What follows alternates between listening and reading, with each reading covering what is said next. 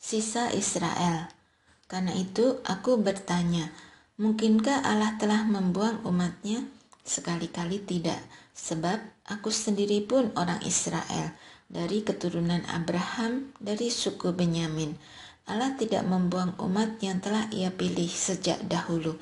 Atau tidak tahukah kamu apa yang dikatakan kitab suci tentang Elia waktu ia mengadukan Israel kepada Allah? Tuhan, nabi-nabimu telah mereka bunuh, misbah-misbahmu telah mereka runtuhkan. Hanya aku seorang dirilah yang masih hidup, dan mereka ingin mencabut nyawaku. Tetapi bagaimanakah firman Allah kepadanya? Aku masih menyisakan 7.000 orang bagiku yang tidak pernah sujud menyembah Baal. Demikian juga pada waktu ini terdapat suatu sisa menurut pilihan berdasarkan anugerah. Jika hal itu terjadi berdasarkan anugerah, maka bukan lagi berdasarkan perbuatan. Sebab jika tidak demikian, anugerah bukan lagi anugerah. Jadi bagaimana? Israel tidak memperoleh apa yang dikejar-kejarnya, tetapi orang-orang yang terpilih telah memperolehnya. Orang-orang yang lain hatinya telah dikeraskan, seperti tertulis. Allah membuat mereka seperti tertidur, memberikan mata untuk tidak melihat dan telinga untuk tidak mendengar sampai pada hari ini juga. Lagi pula Daud berkata, biarlah meja jamuan mereka menjadi jerat dan perangkap, batu sandungan dan pembalasan bagi mereka. Biarlah mata mereka menjadi gelap sehingga mereka tidak melihat, dan buatlah punggung mereka terus-menerus membungkuk.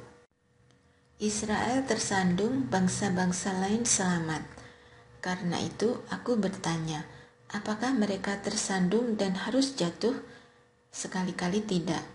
Tetapi karena pelanggaran mereka, keselamatan telah sampai kepada bangsa-bangsa lain untuk membuat mereka cemburu.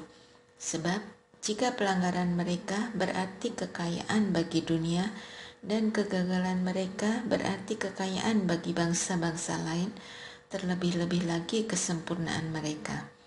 Aku berkata kepada kamu, hai bangsa-bangsa bukan Yahudi, justru karena aku adalah rasul untuk bangsa-bangsa bukan Yahudi, aku menganggap hal itu kemuliaan pelayananku, yaitu kalau-kalau aku dapat membangkitkan kecemburuan di dalam hati kaum sebangsaku, dan dapat menyelamatkan beberapa orang dari mereka. Sebab jika penolakan mereka berarti pendamaian bagi dunia, dapatkah penerimaan mereka mempunyai arti selain hidup dari antara orang mati? Jikalau roti pertama dari adonan itu kudus, seluruh adonan pun kudus. Jikalau akar kudus, cabang-cabang juga kudus. Jadi, apabila beberapa cabang telah dipatahkan, dan engkau sebagai tunas liar telah dicangkokkan sebagai gantinya, dan turut mendapat bagian dalam akar pohon zaitun yang penuh getah, janganlah bermegah terhadap cabang-cabang itu. Jikalau engkau bermegah, ingatlah bahwa bukan engkau yang menopang akar itu, melainkan akar itu yang menopang engkau. Lalu engkau akan berkata, cabang-cabang dipatahkan supaya aku dicangkokkan. Baiklah, mereka dipatahkan karena ketidakpercayaan mereka, sedangkan engkau tegak dalam iman. Janganlah sombong, tetapi takutlah.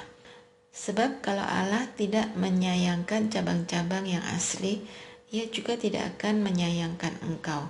Sebab itu, perhatikanlah kemurahan Allah dan juga tindakannya yang keras, yaitu tindakan yang keras atas orang-orang yang telah jatuh, tetapi kemurahannya atas engkau asalkan engkau tetap dalam kemurahannya. Jika tidak, engkau pun akan dipotong juga. Namun, mereka pun akan dicangkokkan jika mereka tidak tetap dalam ketidakpercayaan mereka, sebab Allah berkuasa untuk mencangkokkan mereka kembali. Sebab, jika engkau sebagai cabang pohon zaitun liar telah dipotong, dan bertentangan dengan keadaanmu itu, engkau telah dicangkokkan pada pohon zaitun sejati.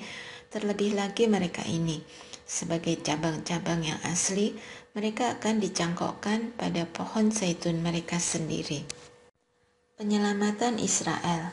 Saudara-saudara, supaya kamu jangan menganggap dirimu pandai, aku mau agar kamu mengetahui rahasia ini. Sebagian dari Israel telah menjadi keras hatinya, sampai lengkap jumlah dari bangsa-bangsa lain masuk. Dengan demikian, seluruh Israel akan diselamatkan. Seperti tertulis, dari Sion akan datang penebus, ia akan menyingkirkan segala kefasikan dari Yakub.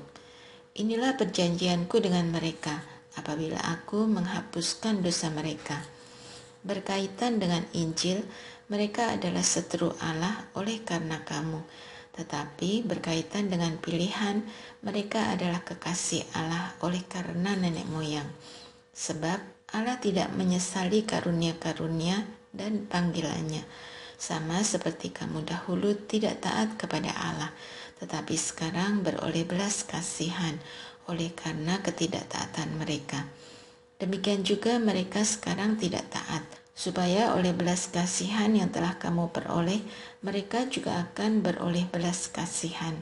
Sebab Allah telah mengurung semua orang dalam ketidaktaatan, supaya ia dapat menunjukkan belas kasihannya atas mereka semua. Oh, alangkah dalamnya kekayaan, hikmat, dan pengetahuan Allah. Sungguh tak terselidiki keputusan-keputusannya, dan sungguh tak terselami jalan-jalannya. Sebab siapakah yang mengetahui pikiran Tuhan? Atau siapakah yang pernah menjadi penasihatnya? Atau siapakah yang pernah memberikan sesuatu kepadanya sehingga ia harus menggantikannya? Sebab segala sesuatu adalah dari Dia, oleh Dia, dan kepada Dia. Bagi Dialah kemuliaan sampai selama-lamanya. Amin. Persembahan yang benar. Karena itu, saudara-saudara, oleh kemurahan Allah, aku menasihatkan kamu, supaya kamu mempersembahkan tubuhmu sebagai persembahan yang hidup, yang kudus, dan yang berkenan kepada Allah. Itulah ibadahmu yang sejati. Janganlah menjadi serupa dengan dunia ini, tetapi berubahlah oleh pembaruan budimu, sehingga kamu dapat membedakan mana kehendak Allah, apa yang baik, yang berkenan kepadanya, dan sempurna. Berdasarkan anugerah yang diberikan kepadaku, aku berkata kepada setiap orang di antara kamu, janganlah memikirkan hal-hal yang lebih tinggi daripada yang patut kamu pikirkan. Tetapi hendaklah kamu berpikir sedemikian rupa, sehingga kamu menguasai diri menurut ukuran iman yang dikaruniakan Allah kepada kamu masing-masing. Sebab sama seperti pada satu tubuh, kita mempunyai banyak anggota, tetapi tidak semua anggota itu mempunyai tugas yang sama. Demikian juga kita, walaupun banyak, adalah satu tubuh di dalam Kristus, tetapi kita masing-masing adalah anggota yang seorang terhadap yang lain. Demikianlah kita mempunyai karunia yang berbeda-beda menurut anugerah yang diberikan kepada kita. Jika karunia itu adalah untuk bernubuat, baiklah kita melakukannya sesuai dengan iman kita. Jika karunia untuk melayani, baiklah kita melayani. Jika karunia untuk mengajar, baiklah kita mengajar. Jika karunia untuk menasihati, baiklah kita menasihati. Siapa yang membagi-bagikan sesuatu, hendaklah ia melakukannya dengan hati yang ikhlas. Siapa yang memimpin, hendaklah ia melakukannya dengan rajin. Siapa yang menunjukkan belas kasihan, hendaklah ia melakukannya dengan sukacita. Nasihat untuk hidup dalam kasih. Hendaklah kasih itu tulus ikhlas. Bencilah yang jahat, berpautlah pada yang baik. Hendaklah kamu saling mengasihi sebagai saudara dan saling mendahului dalam memberi hormat. Janganlah kerajinanmu kendor, biarlah rohmu menyala-nyala dan layanilah Tuhan. Bersukacitalah dalam pengharapan, sabarlah dalam penderitaan, dan bertekunlah dalam doa. Turutlah menanggung kekurangan orang-orang kudus, dan usahakanlah dirimu untuk selalu memberikan tumpangan. Berkatilah siapa yang menganiaya kamu, berkatilah dan jangan mengutuk. Bersukacitalah dengan orang yang bersukacita, dan menangislah dengan orang yang menangis. Hendaklah kamu sehati sepikir dalam hidupmu bersama. Janganlah berpikiran congkak, tetapi arahkanlah dirimu kepada mereka yang rendah. Janganlah menganggap dirimu pandai. Janganlah membalas kejahatan dengan kejahatan. Lakukanlah apa yang baik bagi semua orang. Sedapat-dapatnya kalau hal itu bergantung padamu, hiduplah dalam damai dengan semua orang. Saudara-saudaraku yang terkasih, janganlah kamu sendiri menuntut pembalasan, tetapi berilah tempat kepada murka Allah, sebab ada tertulis, pembalasan itu adalah hakku. Akulah yang akan menuntut pembalasan, firman Tuhan. Tetapi jika seterumu lapar, berilah dia makan. Jika ia haus, berilah dia minum.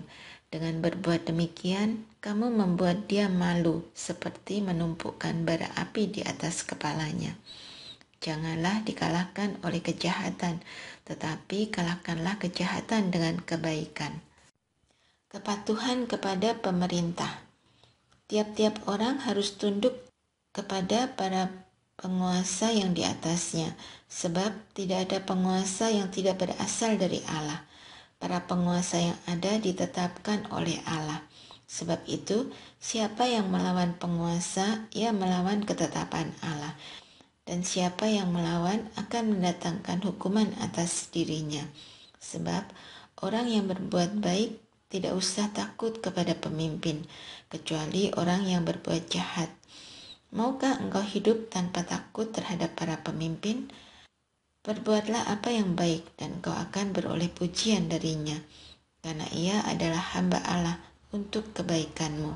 Namun, jika engkau berbuat jahat, takutlah kepadanya, karena tidak percuma ia menyandang pedang.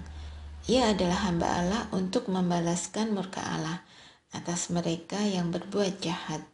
Sebab itu, perlu kita tunduk bukan saja karena murka Allah, tetapi juga oleh karena hati nurani kita. Itulah juga sebabnya kamu membayar pajak, karena mereka yang mengurus hal itu adalah pelayan-pelayan Allah. Bayarlah kepada semua orang apa yang wajib kamu bayar. Pajak kepada orang yang berhak menerima pajak, cukai kepada orang yang berhak menerima cukai, rasa takut kepada orang yang berhak menerima rasa takut, dan hormat kepada orang yang berhak menerima hormat. Kasih menggenapi hukum Taurat. Janganlah kamu berutang apa-apa kepada siapapun, kecuali kasih kepada satu sama lain. Sebab siapa saja yang mengasihi sesamanya manusia, ia sudah memenuhi hukum Taurat. Sebab perintah berikut, jangan berzinah, jangan membunuh, jangan mencuri, jangan mengingini, dan perintah lainnya sudah tersimpul dalam firman ini. Kasihilah sesamamu manusia seperti dirimu sendiri. Kasih tidak berbuat jahat terhadap sesama manusia, karena itu kasih adalah kegenapan hukum Taurat. Hal ini harus kamu lakukan, karena kamu mengetahui keadaan waktu sekarang, yaitu bahwa saatnya telah tiba bagi kamu untuk bangun dari tidur. Sebab sekarang keselamatan sudah lebih dekat bagi kita daripada waktu kita menjadi percaya. Hari sudah jauh malam, telah hampir siang. Sebab itu marilah kita menanggalkan perbuatan-perbuatan kegelapan dan mengenakan perlengkapan senjata terang. Marilah kita hidup dengan sopan, seperti pada siang hari. Jangan dalam pesta pora dan bermabuk-mabukan. Jangan dalam percabulan dan hawa nafsu. Jangan dalam perselisihan dan iri hati. Tetapi kenakanlah Tuhan Yesus Kristus dan jangan pedulikan lagi keinginan-keinginan daging.